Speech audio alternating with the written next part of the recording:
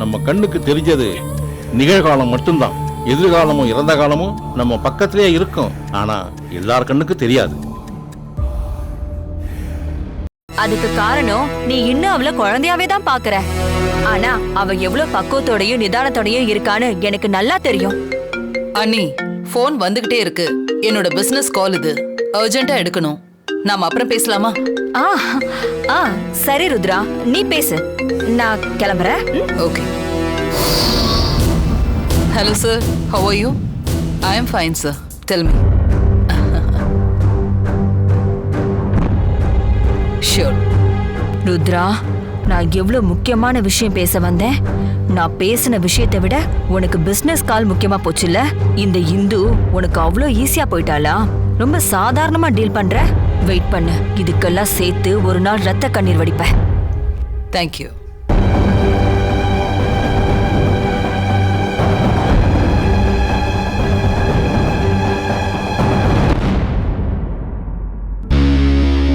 அண்ணி எதுக்காக திடீர்னு வந்து இப்படி கேக்குறாங்க?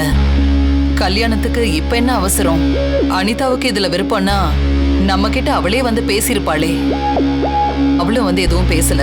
ஆனா அண்ணி எதுக்காக அனிதா சிவா கல்யாணத்துக்கு அவசரப்படுறாங்கன்னு தெரியல. பார்க்கலாம்.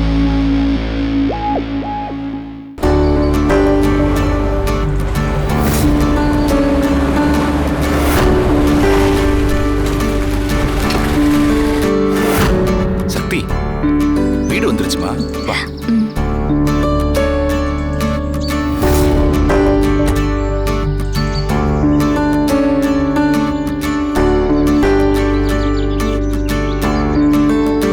என்னம்மா சக்தி அப்படி பாக்குற?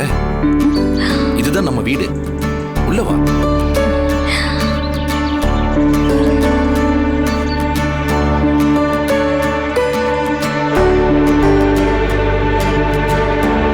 வாமா.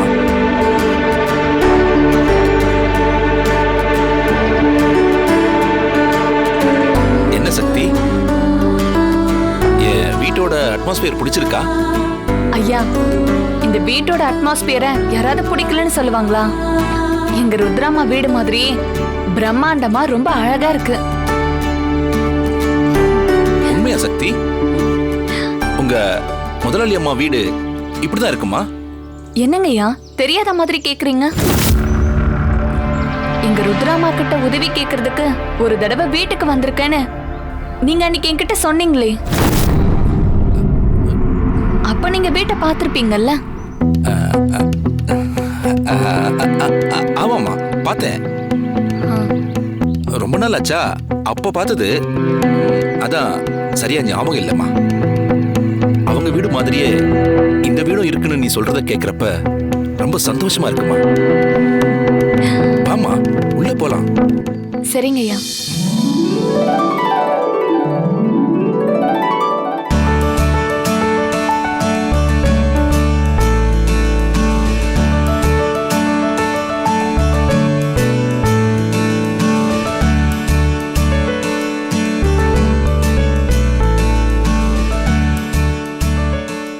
சக்தி, என்ன அப்படி தேடுற? இல்ல, வீட்ல வேற யாரும் ஆளுங்க இல்லையா? யாருமே இல்லையேன்னு பாக்குறியா? ஆமாங்கய்யா. வெளியில எங்கேயாவது போயிருக்காங்களா? இல்லம்மா, இதுல யாருமே இல்ல. நான் மட்டும்தான் இருக்கேன். என்னங்கய்யா சொல்றீங்க? ஆமாம்மா, நானும் என் ஒய்ஃபும் ரொம்ப வருஷமாவே பிரிஞ்சுதான் வாழ்ந்துட்டு இருக்கோம். எங்களுக்குள்ள எந்த தொடர்பும் கிடையாது. இந்த வீட்டுல நான் தனியா தான் வாழ்ந்துகிட்டு இருக்கேன்.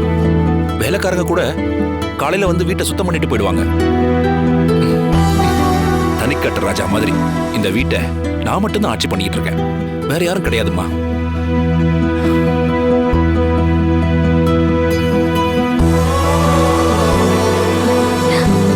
என்னங்கய்யா, வீட்டுக்கு வந்தா உங்களை மாதிரியே அன்பா ஒரு அம்மா இருப்பாங்க.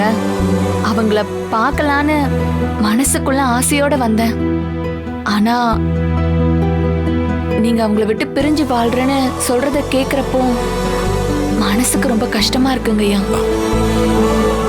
என்னம்மா பண்றது? வாழ்க்கையில நாம விருப்பப்படுற மாதிரி எதுவும் நடக்கிறது இல்லையே. சரிம்மா, அதை பத்தி பேசினா நான் மென்டலா மட்டும் இல்லாம பிசிக்கலாவும் டிஸ்டர்ப் ஆயிடுவேன். இப்ப அந்த கதையெல்லாம் வேணாமா? நீ முதல்ல போய் உன் புடவையில் இருக்கிற சேரெல்லாம் க்ளீன் பண்ணிட்டு வா.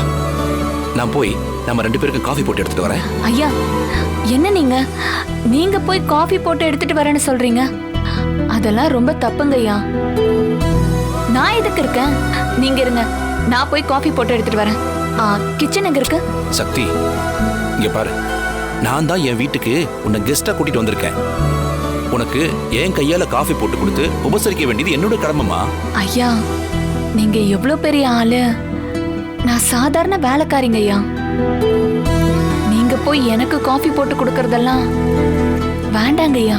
என்னம்மா நீ சாதாரண வேலைக்கார பொண்ணுன்னு உன்னை நீயே ஏன் தாழ்த்திக்கிற? இங்க பாரு சக்தி, நீ என் உயிரை காப்பாத்திருக்கிற தேவதம்மா. நீ என் கண்ணுக்கு எவ்வளவு உயரமா தெரியற தெரியுமா?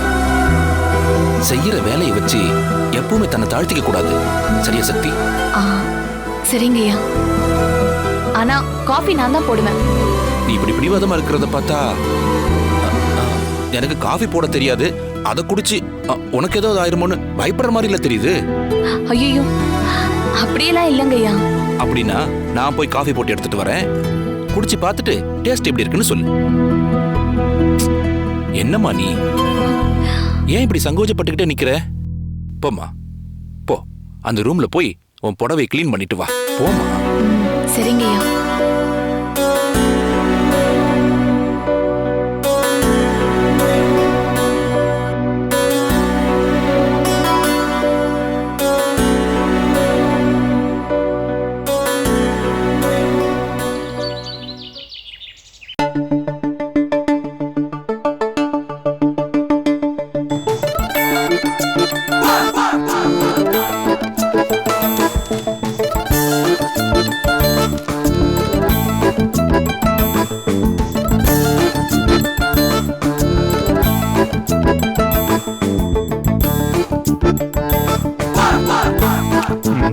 வேணுமா? இந்தா, ரொம்ப நல்லா இருக்கு, மிஸ் பண்ணாத. எப்படிங்க உங்களால மட்டும் இப்படி முடியுது? என்ன கேள்வி இது? ஃப்ரைட் ஐட்டம் சாப்பிடுறதுனால எனக்கு கொலஸ்ட்ரால், அப்புறம் கேஸ் ட்ரபிள், ஓபிசிட்டி எதுவுமே ஆகிறது இல்ல. இங்க வாழ்க்கையே என்ன ஆகுமோன்னு நான் பயந்துட்டு இருக்கேன். உங்களுக்கு இது ஒண்ணுதான் குறைச்சலா? கொடுங்க. ஏய் ப்ளீஸ், அது குடுமா. ஒரு முக்கியமான விஷயம் உங்ககிட்ட சொல்லணும். முதல்ல நான் சொல்றத கேளுங்க, அதுக்கப்புறமா தரேன். ஓகே, நீ சொல்றபடி செய்யற. ஆனா அதுல ஒரு ப்ராப்ளம் இருக்கு. வறுத்த முந்திரிய நீ என் கையில குடுக்காம நீ என்ன சொன்னாலும் என் மைண்ட்ல நிக்காது. அத குடுத்துட்டேன்னு வையேன், என் மைண்ட் பீஸ்ஃபுல்லா இருக்கும். நீ சொல்றத பீஸ்ஃபுல்லா கேப்ப. இப்ப நீ எடுக்கிறது தான் முடிவு. மை டியர் வைஃப், இப்ப சொல்ல, நான் கேக்குறேன். இந்த வீட்ல நீங்க தான் வெட்டியா இருந்தீங்க. எனக்கு எவ்வளவு ஃபீலிங்கா இருந்துச்சு தெரியுமா? என் ஃபீலிங்க புரிஞ்சுக்கிட்டு யாருக்கும் தெரியாம ஒரு பிசினஸ் ஆரம்பிச்சீங்க. அப்ப எனக்கு எவ்வளவு சந்தோஷமா இருந்துச்சு தெரியுமா?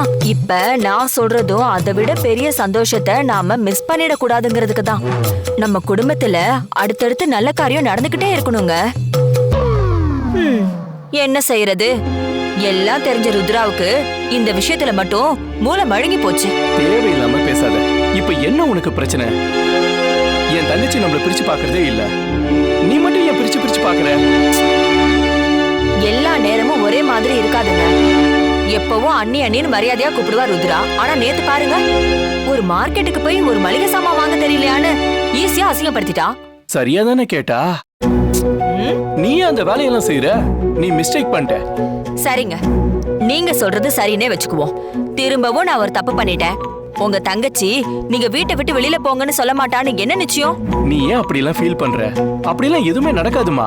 ஒருவேளை அப்படி நடந்துருச்சுன்னா? வேலைக்கு மட்டும் இல்ல, உன் மூளைக்கு நீ லீவ் விட்டுரு, எல்லாம் சரியா போயிடும். உங்கள ஏய் ஏய், என்ன பண்ற? ஏன் இப்படி பண்ண இந்து? இப்ப நான் சொல்றத நீங்க கேட்கணும். ருத்ரா கிட்ட போய் சிவா அனிதா கல்யாண விஷயத்தை பத்தி நான் பேசினேன். நல்ல விஷயம் தானே பண்ணிருக்க. அவங்கள நாம தான் குழந்தையா நினைக்கிறோம். ஆனா அவங்களுக்கு கல்யாண வயசு வந்து வருஷமாயி போச்சு. பாரு, சிவாவோட ஃப்ரெண்ட்ஸ் எல்லாருக்கும் வரிசையா கல்யாணம் நடக்குது. இவனுக்கும் நடக்க வேணாமா? எல்லாம் பெர்ஃபெக்ட்டா பேசுனீங்க. இதேதான் நானும் ருத்ரா கிட்ட போய் பேசினேன். ஆனா அவ என்ன மதிக்கவே இல்ல. மதிச்சிருந்தா இப்படி எல்லாம் பேசுவாளா? ஒரு பிடியே கொடுக்காம பேசுறா. சிவா அனிதாவோட கல்யாணம் முக்கியம் இல்லையா? இல்ல நம்ம புள்ள சிவாவ அவ மகா அனிதாவுக்கு கல்யாணம் பண்ணணும்னு பேசினது அவளுக்கு பிடிக்கலையா என்னன்னு தெரியலையே.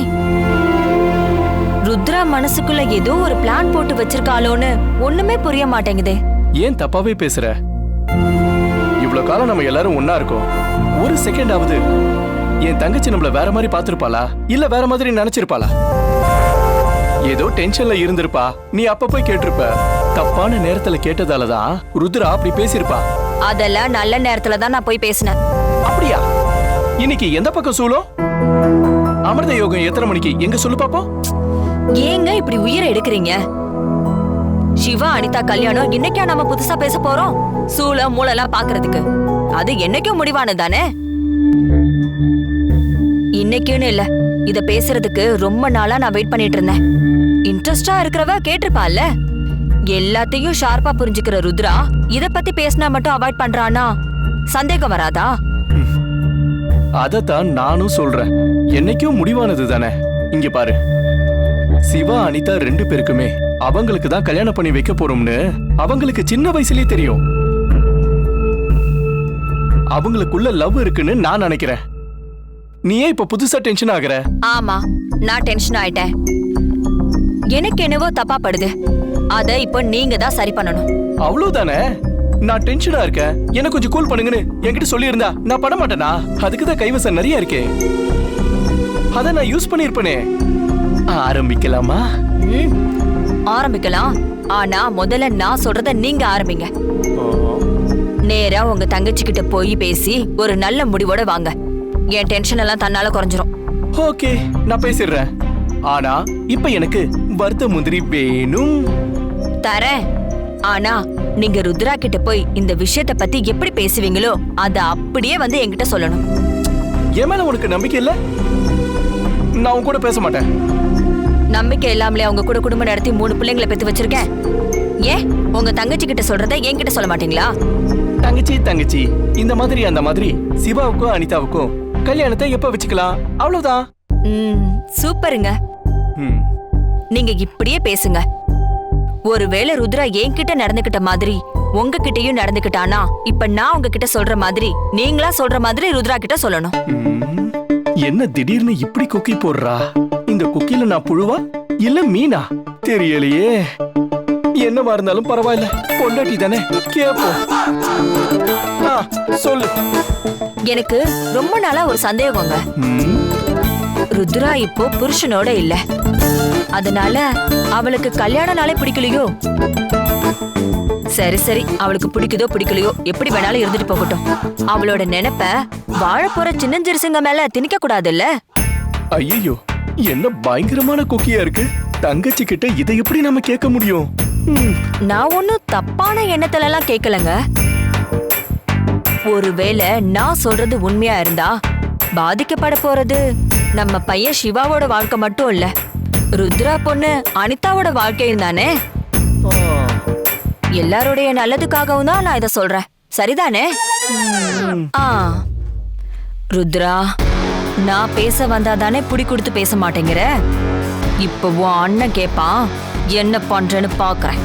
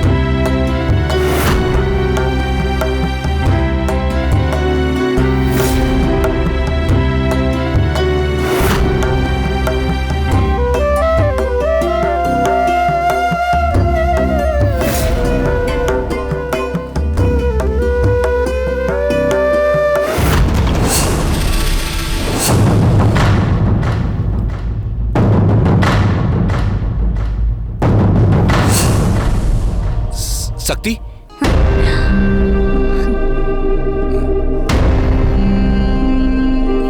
போட்டோ எல்லாத்தையும் பார்த்தங்கய்யா, சூப்பரா இருக்கு. ஆனா ஒரே ஒரு வருத்தம் தான். என்ன சக்தி? இல்ல, நீங்க நிறைய பேரோட சேர்ந்து விருது வாங்குற மாதிரி, நீங்க தனியா இருக்கிற மாதிரி போட்டோலாம் இருக்கு. ஆனா இங்க உங்க குடும்ப போட்டோ எதுவுமே இல்ல. அதான் வருத்தமா இருக்கு. அதெல்லாம் இருக்குமா, ஆனா என்கிட்ட இல்ல, என் ஒய்ஃப் கிட்ட இருக்கு. வேணா உன்னோட விருப்பத்துக்காக யார் மூலமாவது அந்த போட்டோவை வாங்கி பெருசா ஃப்ரேம் பண்ணி மாட்டிடுறேன், சரியா? சரி, காஃபி எடுத்துக்க, அப்படியே வெளியில காத்தோட்டமா போய் சாப்பிடலாம். ஐயோ இல்லங்கய்யா, நான் இப்படியே காஃபி சாப்பிட்டு கிளம்புறேன். இல்ல சக்தி, அங்க வெளியில கார்டன்ல காத்தோட்டமா இருக்கும், அங்க போய் காஃபி சாப்பிடலாமே. சரிங்கய்யா. வா.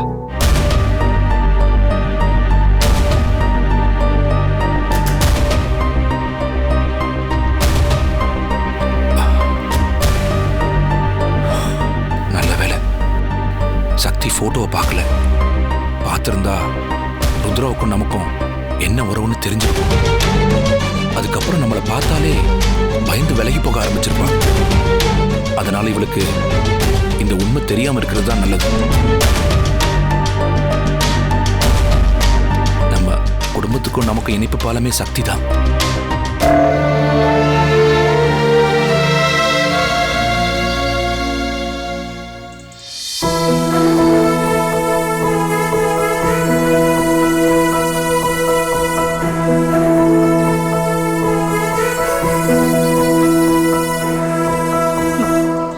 என்னம்மா, காஃபி டேஸ்ட் எப்படி இருக்குன்னு சொல்லவே இல்ல?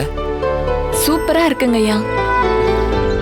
இவ்ளோ டேஸ்டான காஃபிய நான் இது வரைக்கும் குடிச்சதே இல்ல. இப்ப புரியுதா நான் ஏன் காஃபி ஷாப் வச்சிருக்கேன்னு? இந்த டேஸ்டுக்கு சிட்டிக்குள்ள பல பேர் அடிக்டா இருக்காங்க.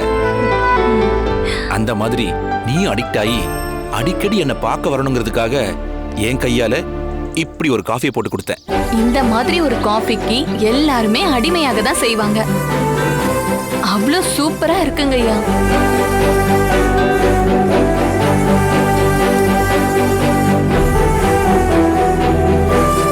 ஐயா, நான் உன்னை கேட்டா தப்பா எடுத்துக்க மாட்டீங்களே? நீ என்ன கேட்டாலும் நான் தப்பாவே எடுத்துக்க மாட்டேன். என்னன்னு கேளுமா. இல்ல, பிசினஸ்ல நீங்க என்னதான் கோடி கோடியா சம்பாரிச்சாலும் இவ்ளோ பெரிய வீட்ல நீங்க மட்டும் தனியா இருக்கிறது மன ரீதியா உங்களுக்கு சிரமமா இல்லீங்களா ஐயா? பழகிடுச்சுமா. இங்க பாருமா, தனிமையை நாமளா தேர்ந்தெடுத்தா அது சொர்க்கம்மா. தனிமைக்குள்ள நாம தள்ளப்பட்டா அது நரகம். இதுல நான் 2வது ரகம்தான். ஆரம்பத்துல கொஞ்சம் கஷ்டமா தான் இருந்துச்சு. என்னால தனியா ஒரு 10 நிமிஷம் கூட இருக்க முடியாது. அப்படியே மனசு கொந்தளிக்க ஆரம்பிச்சிடும்.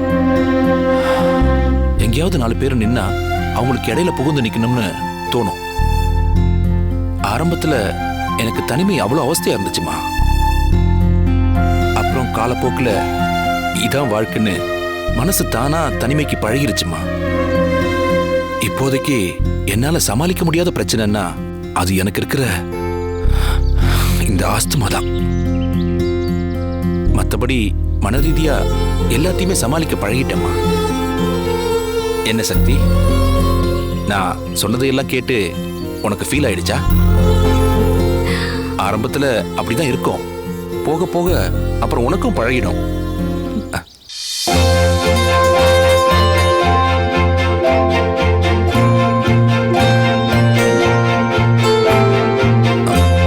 சக்தி, என்னம்மா உன் புடவையில இன்னும் சேர் இருக்குது?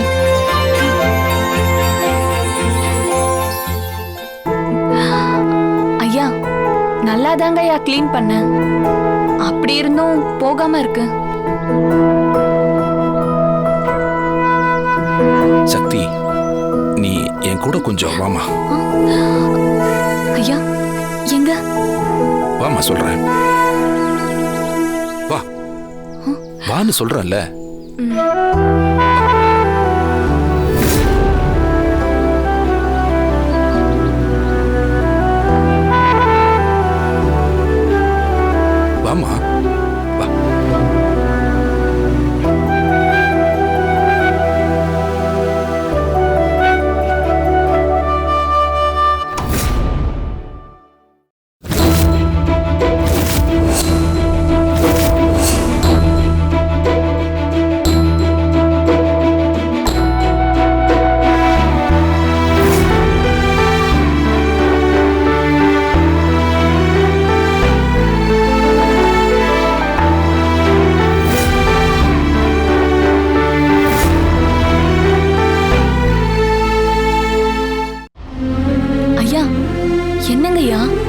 ரொம்ப வருஷத்துக்கு முன்னாடியே குடும்பத்தை விட்டு பிரிஞ்சுட்டேன்னு சொன்னீங்க.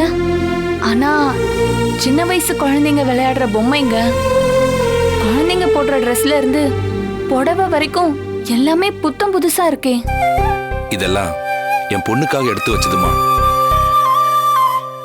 என் பொண்ணு குழந்தையா இருந்தப்பவே நானும் என் ஒய்ஃபும் பிரிஞ்சுட்டோம். நாங்க 2 பேரும் சேர்ந்து வாழ்ந்திருந்தோம்னா என் மகளோட பிறந்த நாள எப்படி இல்லாம பிரம்மாண்டமா கொண்டாடி சந்தோஷப்பட்டிருப்பேன். ஆனா எனக்கு அந்த பாக்கியம் கிடைக்கலம்மா. அதுக்காக என் பொண்ணு பக்கத்துல இல்லைன்றதுக்காக அவளோட பிறந்த நாள என்னால கொண்டாடாம இருக்க முடியுமாமா? அவளோட ஒவ்வொரு பிறந்த நாளைக்கும் ஒரு ட்ரெஸ் எடுத்துட்டு வந்து அதுதான் என் பொண்ணுன்ற நினைப்புல கேக்க முன்னால வச்சு happy birthday to you, happy birthday my dear டாட்டர்னு